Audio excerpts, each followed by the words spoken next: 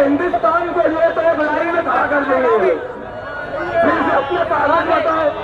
इससे पहले भी नोटबंदी के नाम पे पूरे देश को लाइन में लगा दिए थे। ये जो लाइन में लगाने वाले हैं ना, हम इनको लाइन से लगाएंगे।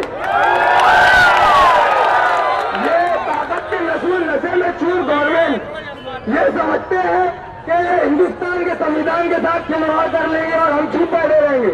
ऐसा नहीं है, ऐसा नहीं है मेरे भाई। और कहते हैं कि हम 1 इंच पीछे नहीं हटेंगे। याद रखो, जो ज्यादा टाइम के खड़ा रहते हैं वो जड़ से उखड़ जाते हैं। और इस देश का तलबा जिंदा है जो कि ये आपको जड़ से उखाड़ के फेंकेंगे। हम देखेंगे, हम उखाड़ के फेंक देंगे आपको। आपको ये कानून वापस लेना पड़ेगा। आप जब तक ये कानून वापस नहीं लेंगे, सुनिए अमित शाह कहीं पर झुकना सीख लो, झुकना सीख लो।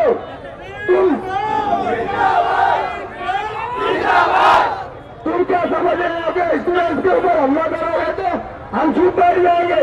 याद रखो, हमारे खून के एक एक कतरे से 100 समुदाय के रक्षक पैदा होंगे। जेएनयू पर हमला हुआ तो क्या हुआ? पूरे हिंदुस्तान के स्टूडेंट्स हम एक है।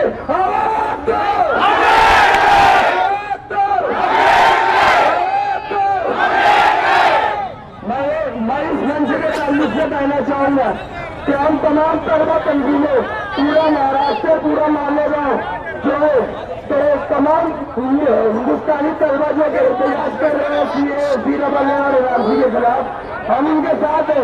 हमारा मुश्तरका मुतालबा है कि ये कानून वापस लिया जाए, और जब तक वापस नहीं लिया जाएगा हम कानूनी लड़ाइयां लड़ते रहेंगे, इसी तरीके से एहतजाज करते रहेंगे और तुम्हारी नाक में दम करके रखेंगे।